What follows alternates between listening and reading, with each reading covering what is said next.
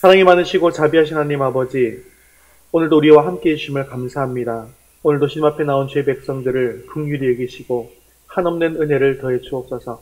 오늘도 성령께서 충만하게 임하여 주셔서 말씀을 잘 받아 헌신을 결단하고 삶의 열매를 맺는 복된 시간이 되게 하옵소서.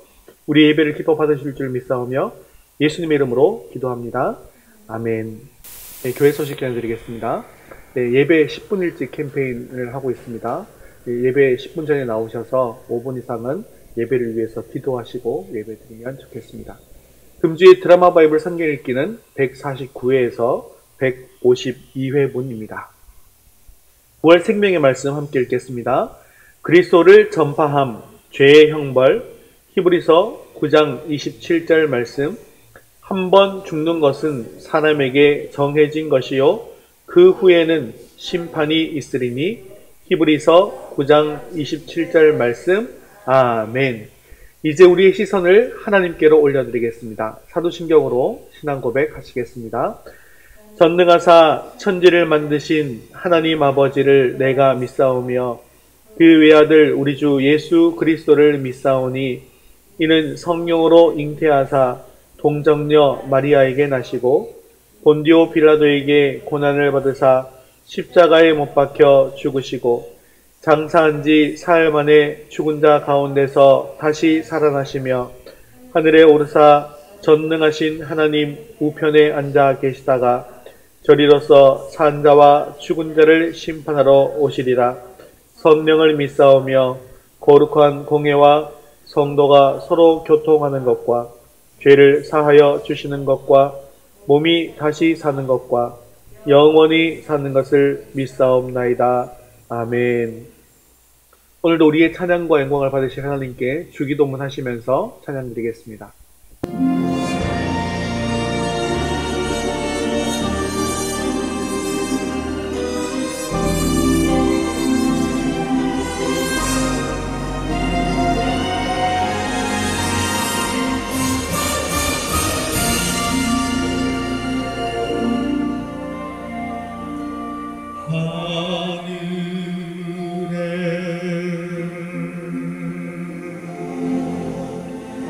계신 아버지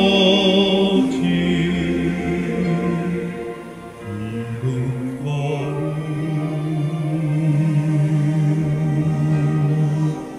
거룩하사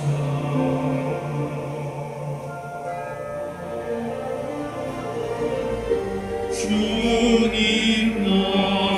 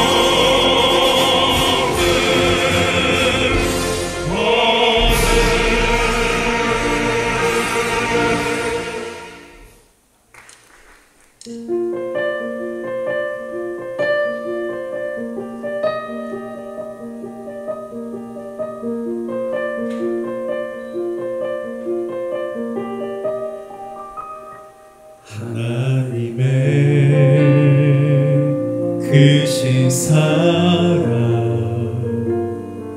어찌다 증량할 수 있을까. 하나님의 그 크신 은혜 그 어찌다 헤아릴 수 있을까. 나를 위해 십자가를 지신 주 그 보혈이 내게 생명 주셨네.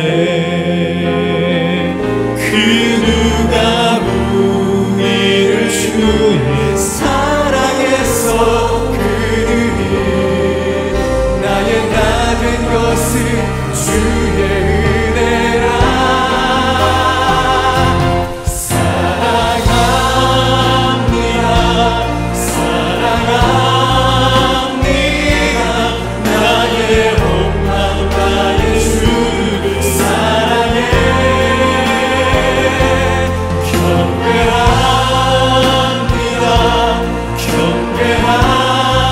경배합니다 나의 전부 되신 주님을.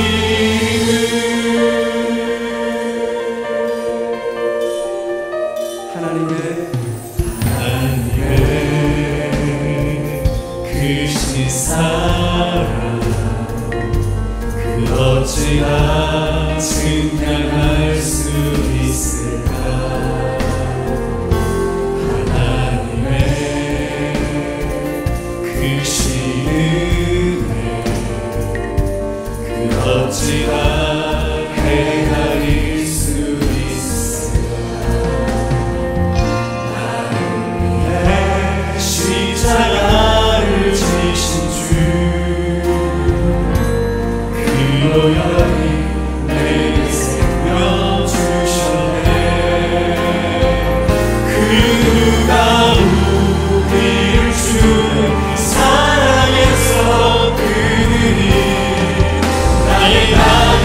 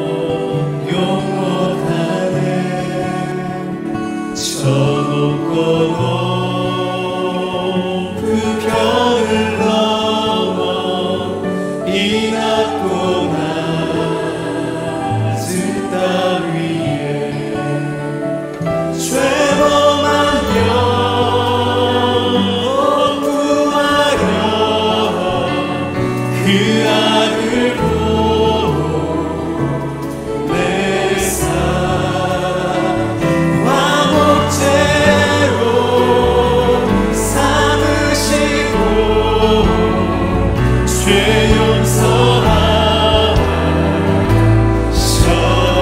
아멘. 하나님 크신 사랑을 증량하고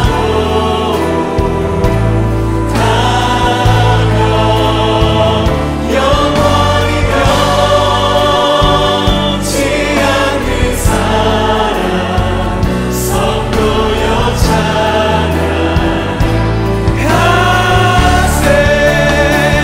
하나님 크신 사랑을 증량하고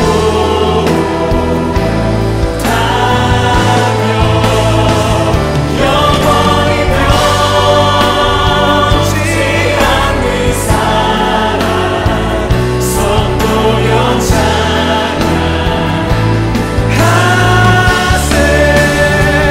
하나님 크신 사랑을 증량하고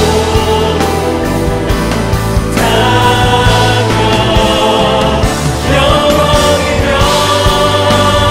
변치 않는 사랑 선도여 찬양하세.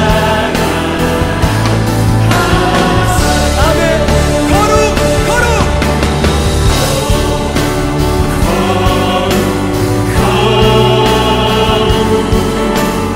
주의 보좌 앞에 모든 성도 면류하를 어서 드리네. 천사 모두 주께 굴복하니 영원히 위에 계신 주. 할렐루야. 두 손 높이 들고 거룩 거룩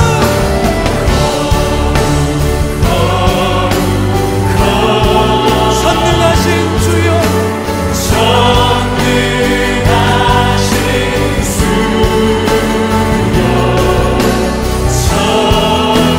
천지만물 모두 주를 전능하신 주여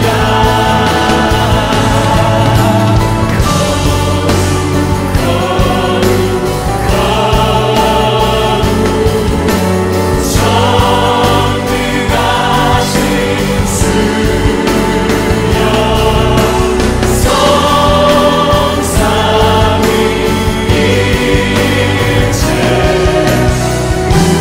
우리 수로라. 아멘. 성삼위일체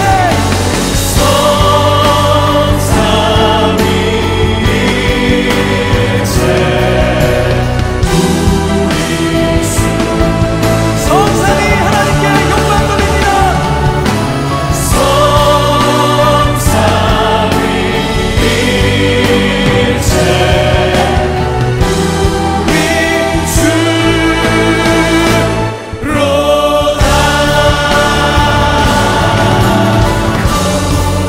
우리 성도와 같이 예배를 위해서 기도하겠습니다. 오늘 우리 가운데 충만하게 임하여 주셔서 우리 예배를 기뻐받아 주옵소서. 오늘도 주님의 음성을 듣게 하시고 말씀을 통해 주님의 뜻을 이루어갈 결단이 있게 해달라고 함께 기도하신 후에 서지수 선거님 대표로 기도하겠습니다.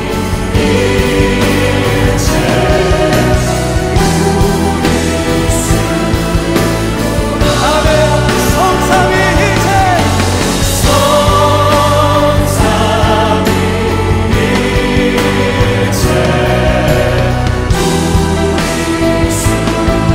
성삼위 하나님께 영광 돌립니다.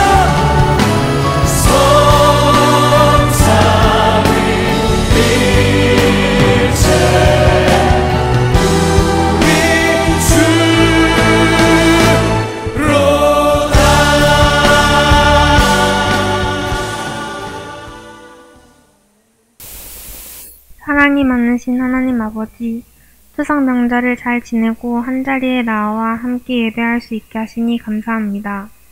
주님께 나아올 때에 정결한 모습으로 나오길 원합니다. 한 주간 죄 지은 것들을 이 시간 내려놓고 회개하오니 주님의 보혈로 깨끗이 용서하여 주세요.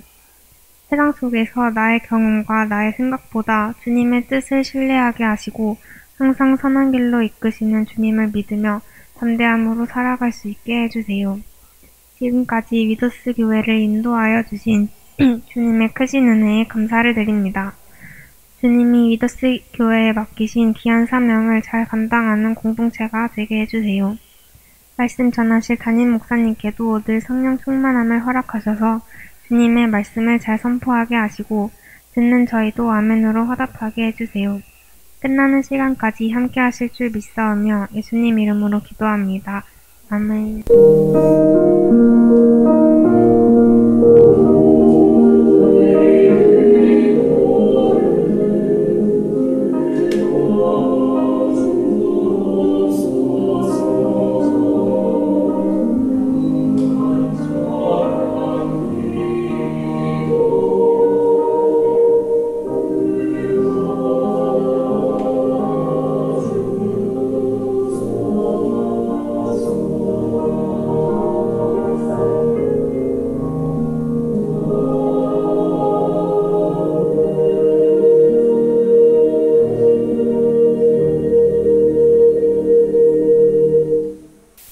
네, 오늘 주님 하나님 말씀은 마태복음 22장 34절에서 40절까지 말씀입니다.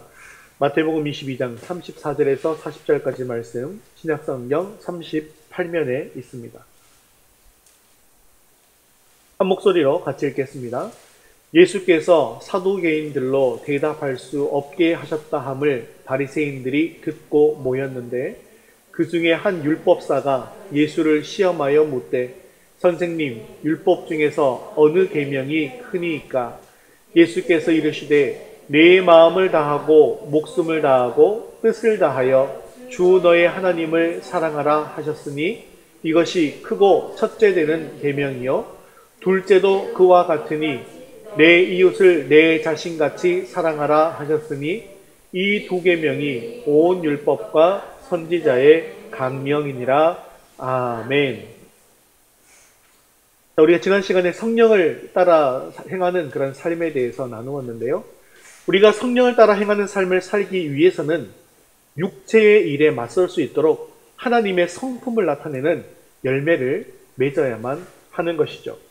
그 열매가 바로 지난 시간에 살펴본 갈라디아서에서 말씀하는 성령의 9가지 열매인데요. 함께 외워볼까요? 사랑, 희락, 화평, 오래 참음, 자비, 양선, 충성, 온유, 절제. 네, 한번 확인하시면서 갈라디아서 5장 22절, 23절 말씀 같이 읽겠습니다. 오직 성령의 열매는 사랑과 희락과 화평과 오래 참음과 자비와 양선과 충성과 온유와 절제니 이 같은 것을 금지할 법이 없느니라. 아멘.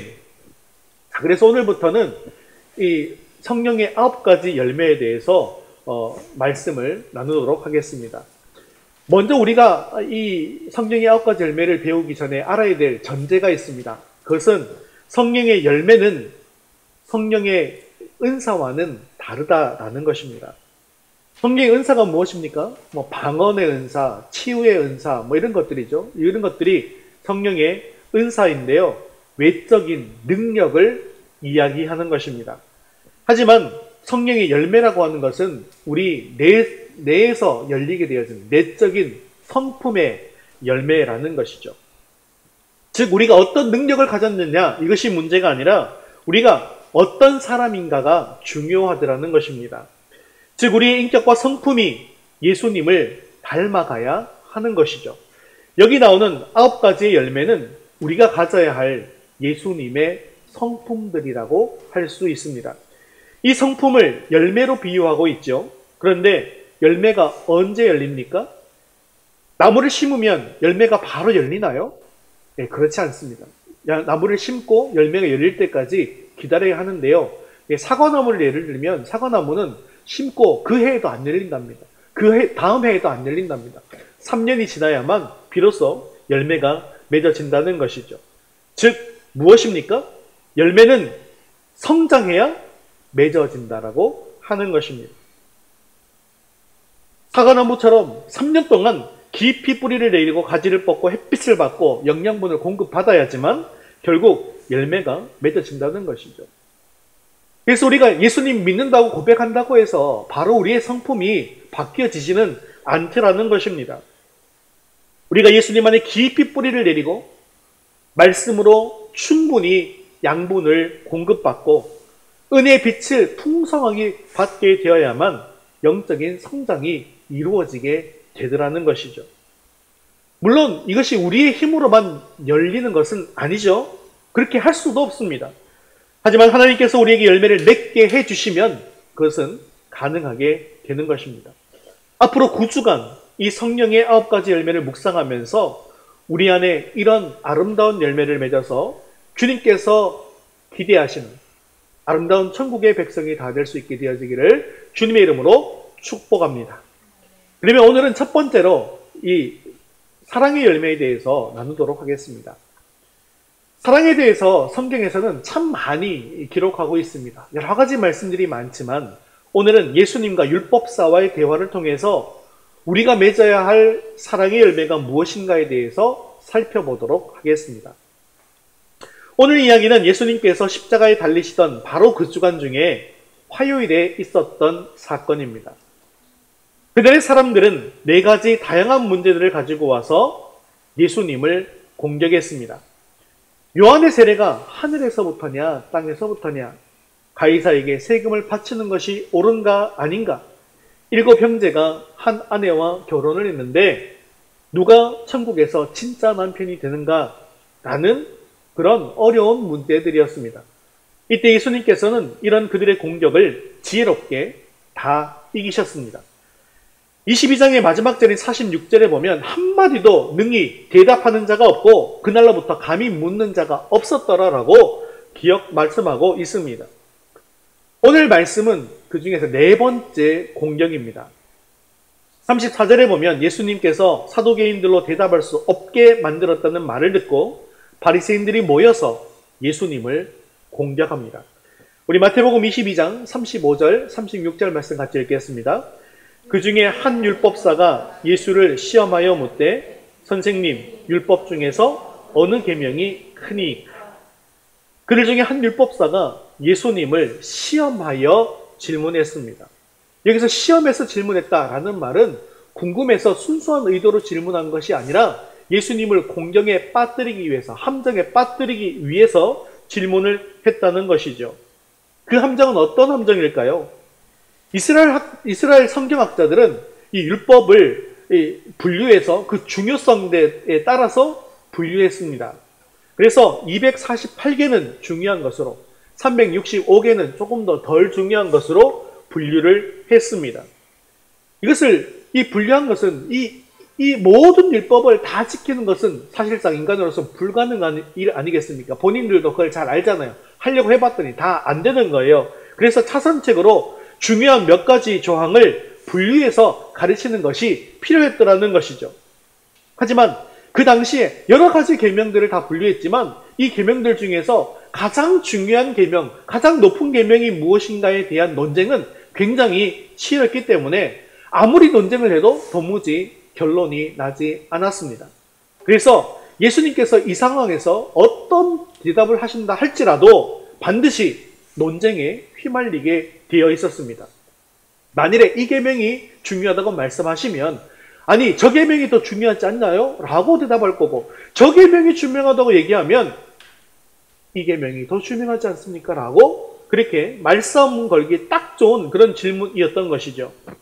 이제 그들은 질문을 던져놓고 예수님의 대답만을 기다리고 있습니다. 그리고 바리새인들은 무슨 대답을 하든지 반박할 만반의 준비가 되어 있었습니다. 그런데 이것이 바로 세상과 마귀의 모습입니다.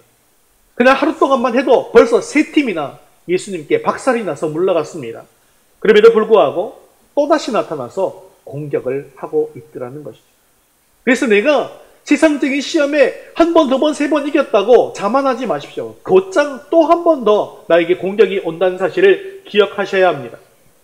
만일에 예수님께 이렇게 4번이나 지독하게 공격했다면 우리에게는 더 심한 공격이 오지 않겠습니까? 우리를 넘어뜨리기 위해서 아마도 여러 가지 다양한 방법으로, 교묘한 방법으로 공격할 것입니다. 이때 예수님처럼 승리하기 위해서는 우리도 늘 깨어 있어야 합니다. 자, 그렇다면 예수님께서 말씀하시는 이 첫 번째 사랑의 열매는 과연 무엇일까요? 같이 한번 읽겠습니다.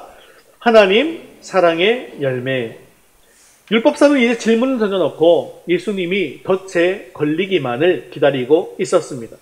그런데 예수님은 그들의 기대와는 전혀 다른 대답을 하고 계십니다. 37절, 38절 말씀 같이 읽겠습니다.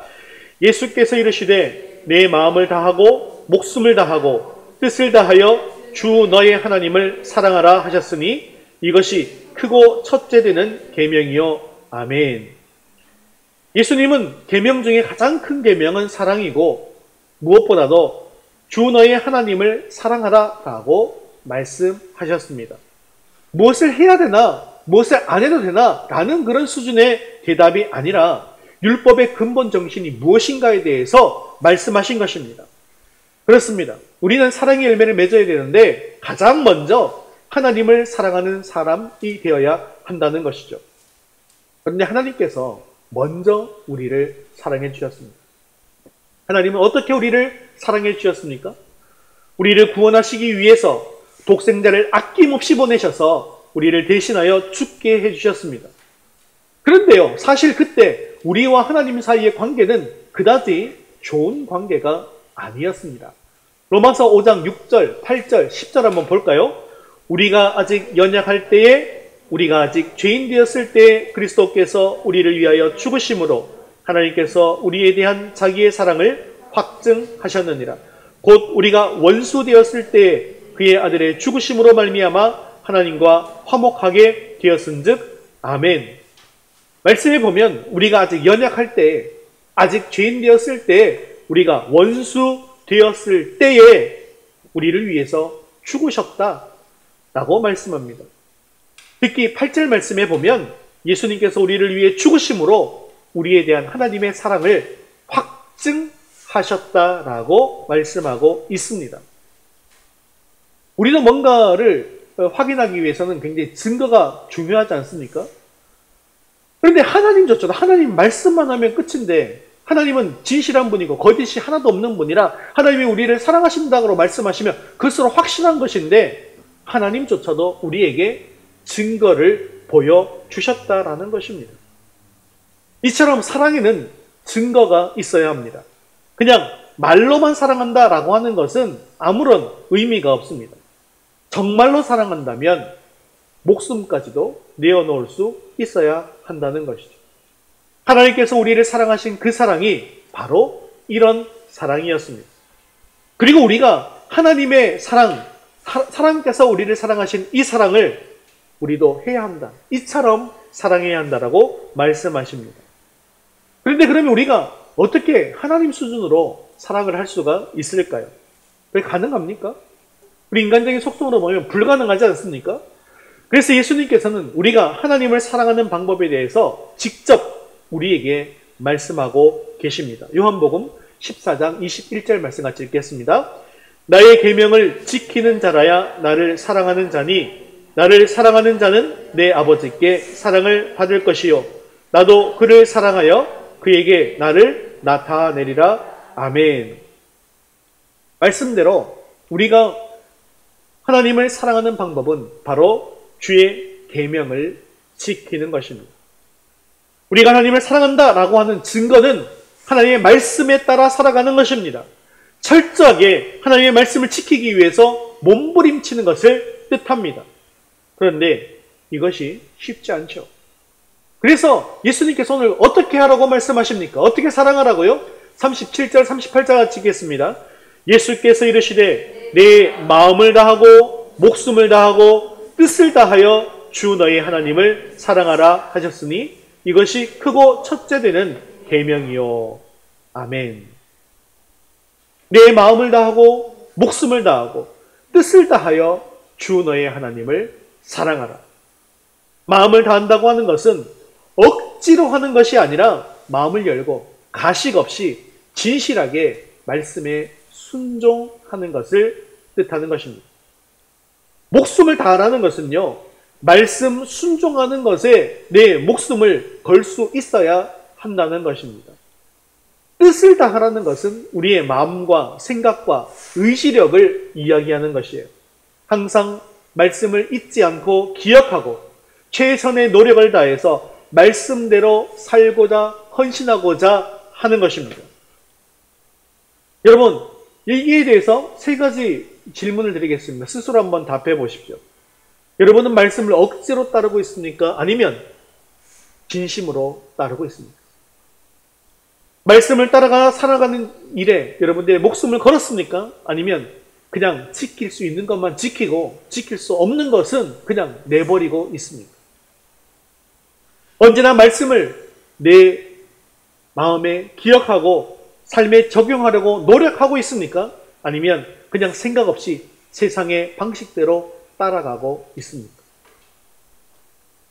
여러분, 우리가 기억해야 될 것은 우리 주님께서는, 우리 하나님께서는 우리가 입술로만 하나님 사랑합니다 라고 말하는, 입술로만 주여 주여 하는 것을 인정하지 않습니다. 요한복음 14장 21절에 나의 계명을 지키는 자라야 나를 사랑하는 자니라고 말씀하시면서 우리 삶에서 하나님 말씀대로 살아가지 않는다면 우리는 하나님을 사랑하는 사람이 아니라고 강력하게 말씀하고 계시는 것입니다.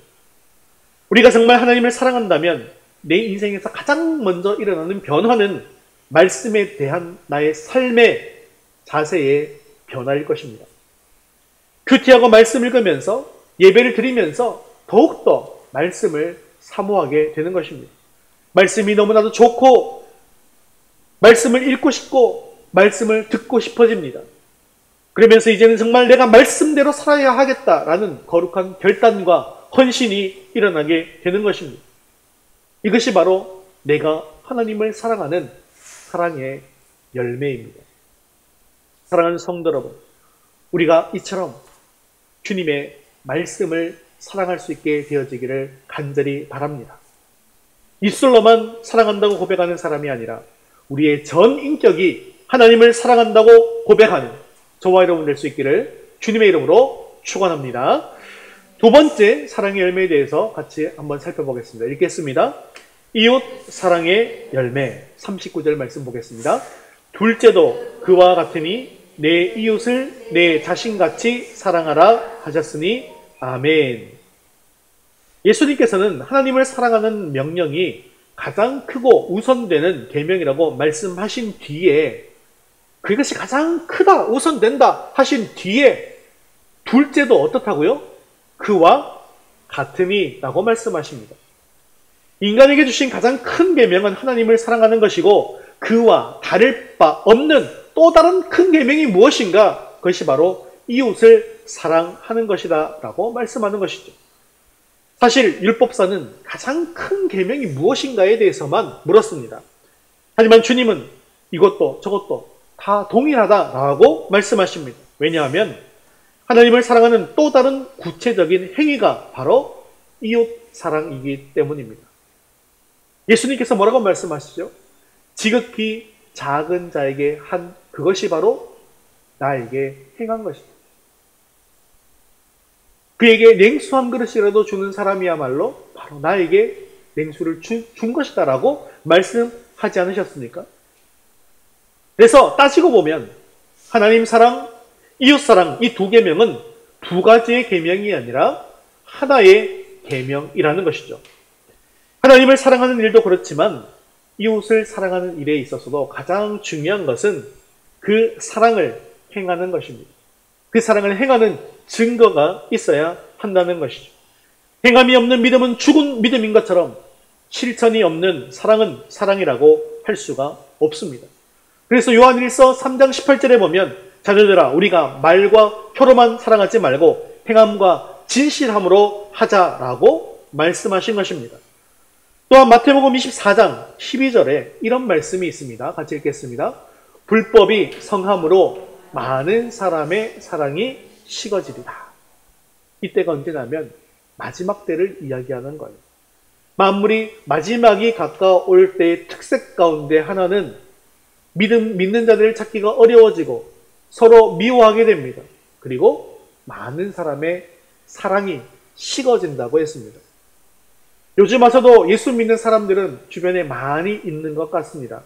그럼에도 불구하고 세상이 계속해서 악해지는 것은 왜일까요? 교회에 등록해서 교회에 나오는 사람들은 많이 있지만 참 믿음을 가진 사람이 적다는 것을 반증하는 것입니다. 자기 자신은 신앙생활에 열심을 낸다고 주장하면서 교회에 다니고 있지만 자신만 사랑하고 늘 하나님께 나에게 주시옵소서만 한다는 거예요. 그런 믿음을 가지고서는 참 믿음이 아니라는 것이죠. 아무리 입으로 사랑을 외친다 하더라도 우리의 마음과 생각을 통해서 다른 사람에게 사랑의 행위가 나타나지 않는다면 아무것도 아닌 것입니다. 그러면 왜 우리가 이웃을 사랑해야 합니까? 요한일서 4장 20절, 21절 말씀 같이 읽겠습니다. 누구든지 하나님을 사랑하노라 하고 그 형제를 미워하면 이는 거짓말하는 자니 보는 바 그 형제를 사랑하지 아니하는 자는 보지 못하는 바 하나님을 사랑할 수 없느니라. 우리가 이 계명을 주께 받았나니 하나님을 사랑하는 자는 또한 그 형제를 사랑할지니라. 아멘. 하나님을 사랑하는 자는 반드시 그 형제를 사랑하는 것으로 행동이 나타나게 되어 있습니다.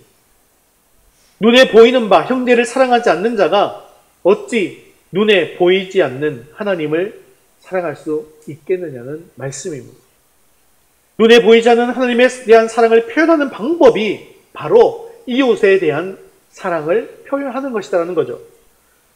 먼저 우리가 하나님께 사랑을 받았기 때문에 우리도 먼저 이웃을 사랑해야 한다는 것입니다.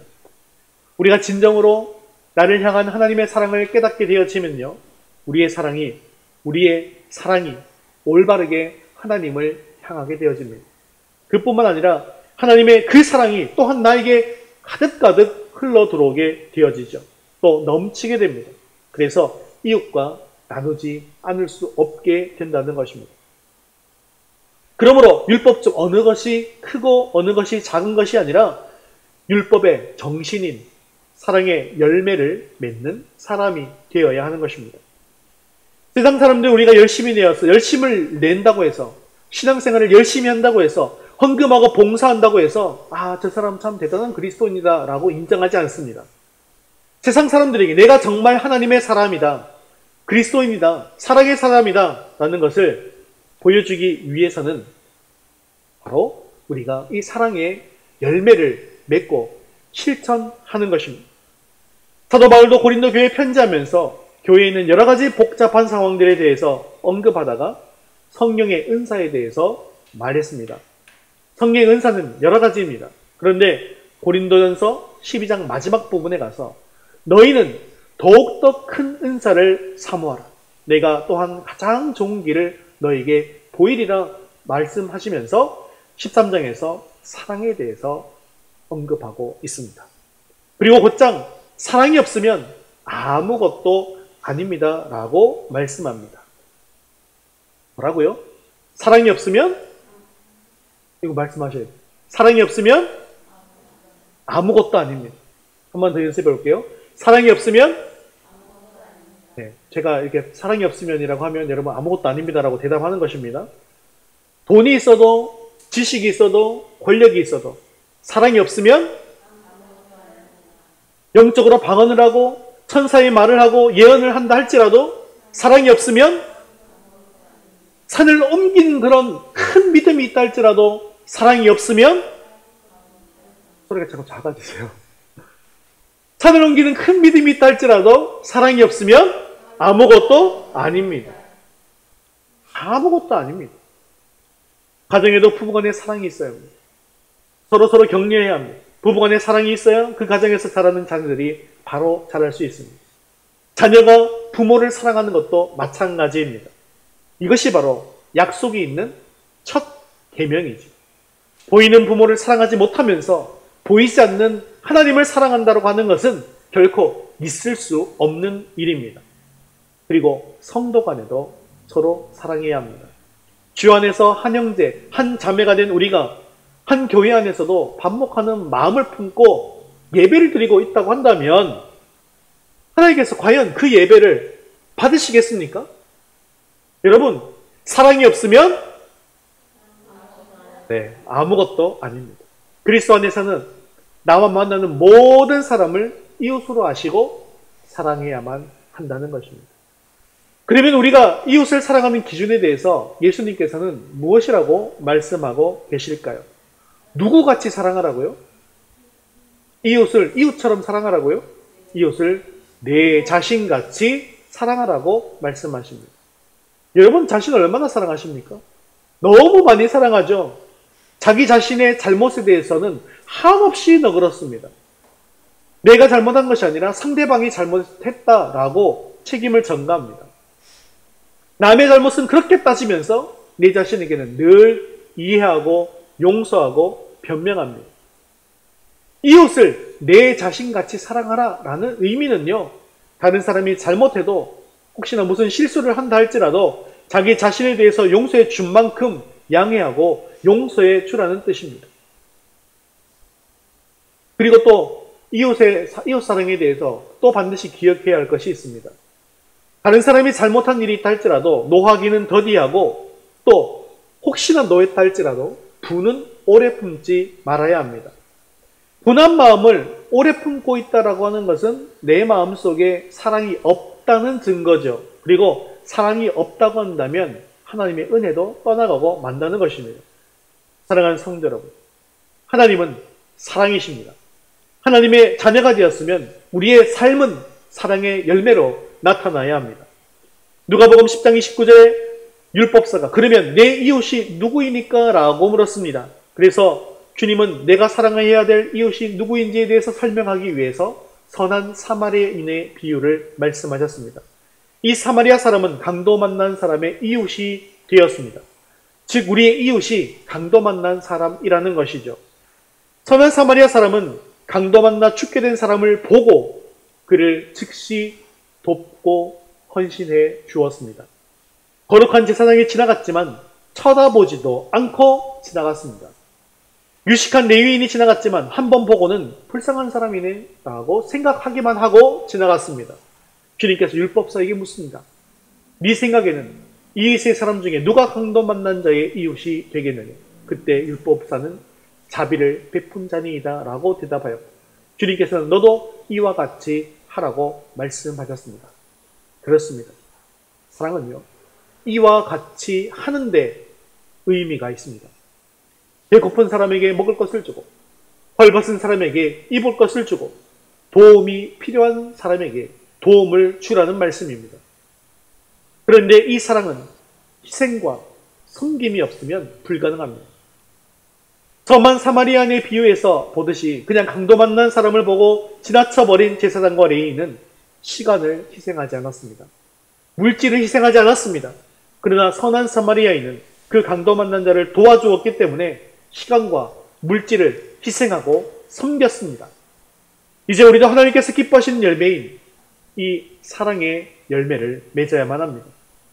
내 자신만 돌아보는 그런 인생이 아니라 나의 도움이 필요한 영혼들에게 다가가서 시간을 사용해서 위로하고 물질을 사용해서 도움을 주시기 바랍니다.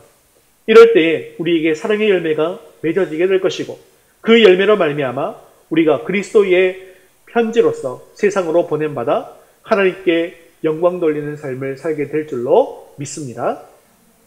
제가 이전에도 한번 들려드린 시인데요. 안도인 시인의 너에게 묻는다라는 시를 들려드리면서 말씀을 맺겠습니다. 너에게 묻는다 안도현 연탄재 발로 차지 마라. 너는 누구에게 한 번이라도 뜨거운 사람이었느냐. 자신의 몸뚱아리를 다 태우며 뜨끈뜨끈한 아랫목을 만들었던 저 연탄재를 누가 발로 함부로 찰 수 있는가.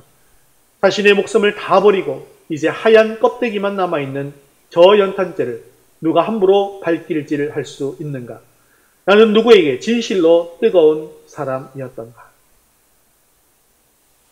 우리는 교회에 와서 하나님을 사랑한다고 고백하고 예물을 드리면서 또 예배 드리면서도 하나님께서 가장 원하시는 이웃사랑에는 실패하는 경우들이 참 많습니다. 하나님께서 우리에게 원하시는 것은 겸손히 하나님을 섬기면서 말씀에 순종하고 이웃을 내 몸처럼 사랑하는 것입니다. 사랑하는 성도 여러분, 우리의 마음을 하나님 사랑, 이웃 사랑으로 가득 채울 수 있기를 바랍니다. 믿음, 소망, 사랑, 이 세 가지 중 제일은 사랑입니다. 사랑은 율법의 완성입니다. 사랑이 없으면 아무것도 아닙니다. 우리 모두가 하나님을 사랑하고 이웃을 사랑하고 그러므로 말미암아 하나님께서 주시는 큰 하늘의 복을 누리는 저와 여러분 될 수 있기를 주님의 이름으로 축원합니다. 다 같이 일어나셔서 헌신송 나 무엇과도 주님을 바꾸지 않으리 함께 찬양드리겠습니다. 나의 도움이 되신 오직 주님만을 바라보며 사랑합니다라는 고백을 드릴 수 있기를 바랍니다.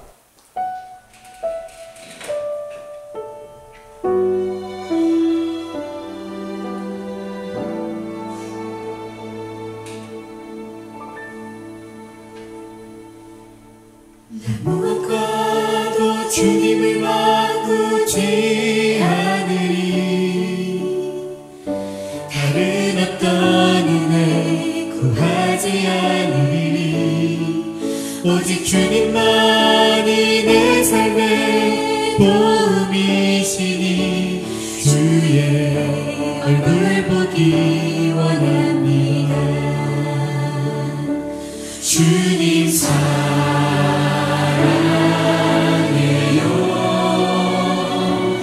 온 맘과 정성 다해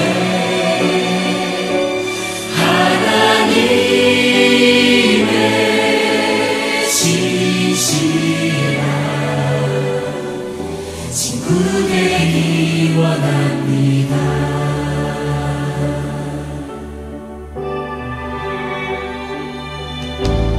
무엇과도 주님을 바꾸지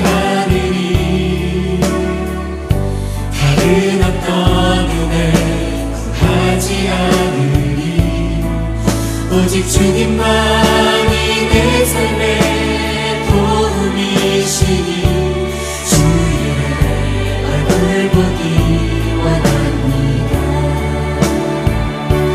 주님 사랑해요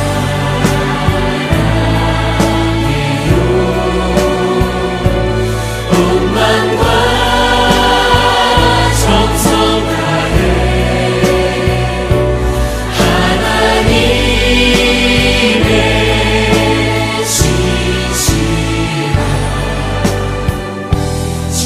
되기 원합니다. 주님 사랑해요 온 맘과 정성 다해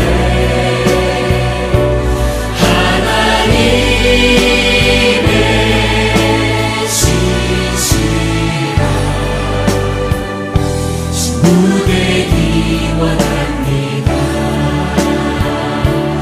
주님 사랑해요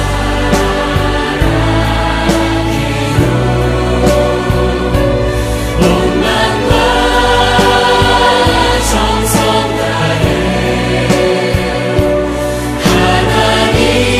하나님의 진실한 친구 되기 원합니다. 이 시간 말씀 붙들고 함께 기도하겠습니다. 말씀을 통하여 하나님의 사랑을 느끼고 누리게 하여 주옵소서. 말씀을 순종하고 지킴으로 하나님의 사랑을 피용케 하옵소서. 형제를 사랑함으로 용납하고 용서하게 하시고 그들의 필요를 채워주고 도움으로 그들을 내 자신과 같이 사랑케 하여 주옵소서. 풍성한 사랑의 열매를 맺음으로 우리가 그리스도의 편지로서 세상에 보내어서 하나님께 영광 돌리게 해달라고 말씀 붙들고 한 목소리로 같이 기도하겠습니다.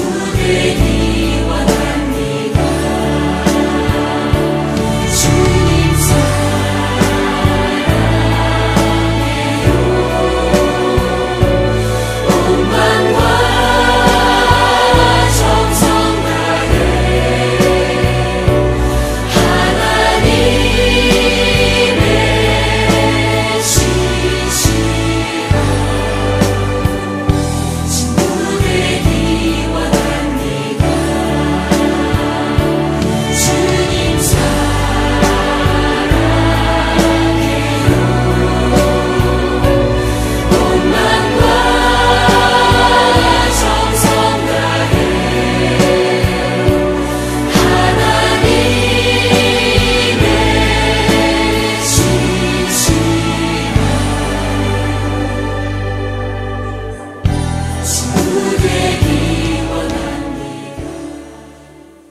사랑이 많으시고 자비로우신 하나님 아버지, 오늘 귀한 하늘의 말씀을 주심을 감사합니다. 우리가 하나님의 자녀, 하나님의 백성으로서 성령을 따라 행하는 삶을 살기를 원합니다.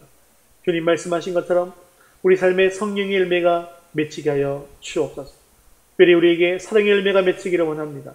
하나님을 사랑하게 하시고 주님 외에 어떤 것에도 마음을 빼앗기지 않게 하옵소서. 내 생각과 삶의 우선을 주님께로 향하게 하옵소서. 말씀을 통하여 하나님의 사랑을 느끼고 누리게 하시고 말씀에 순종하고 지킴으로 말미암아 하나님 사랑을 표현하게 하옵소서. 그러므로 말미암아 주님이 나에게 맡기신 많은 사명을 잘 감당하는 주님의 귀한 자녀를 다 될 수 있도록 도와주시옵소서.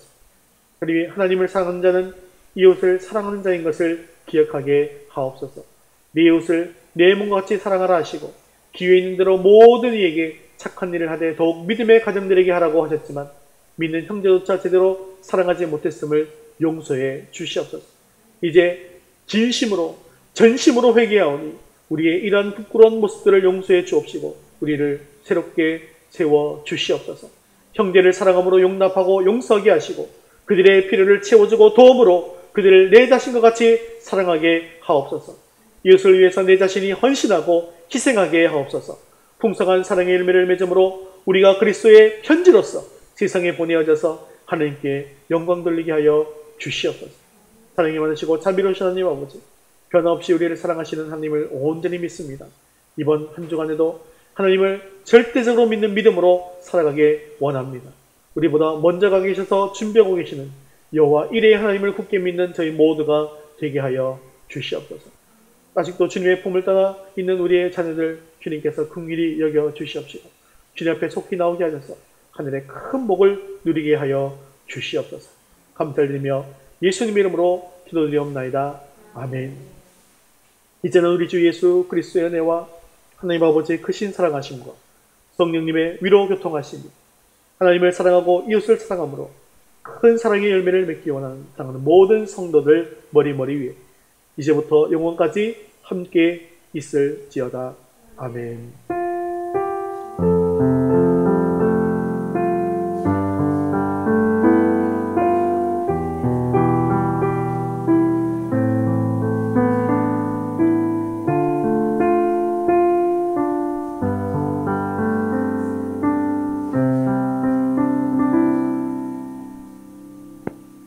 네, 우리 마지막으로 9월 파송 찬양 선한 능력으로 함께 찬양드리겠습니다.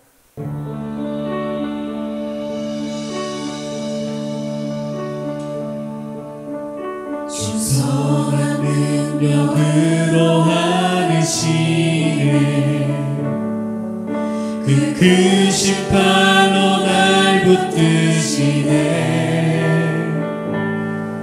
절망 속에도 흔들리지 않고 사랑하는 주 얼굴 구하리 신성한 능력으로 하시네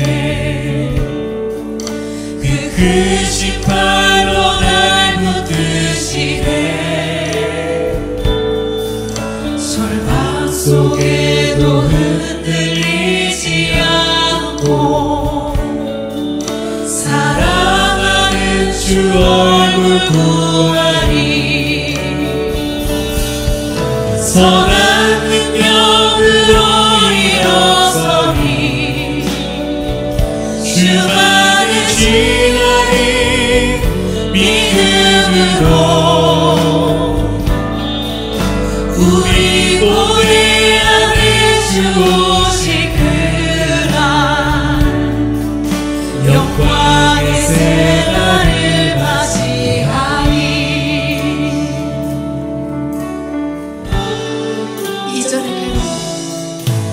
이전의 괴로움 나를 벗사고 고난의 길을 걷는다 해도 주님께 모두 맡기두리오고 끝내 승리의 날을 맞으리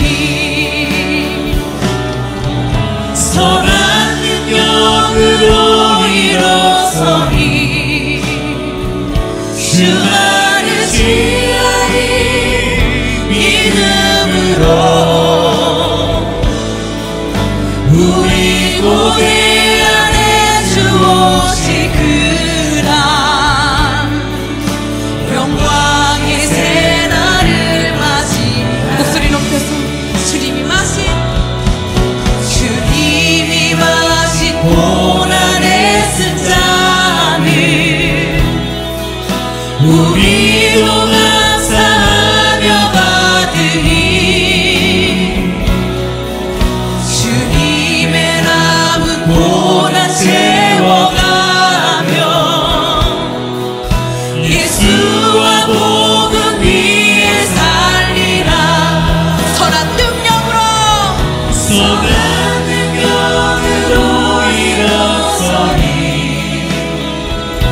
주만을 지하리 믿음으로 우리 고대 안에 주 오실 그날 영광의 새날을 맞이 선한 능력으로 일어서리 선한 능력으로 일어서리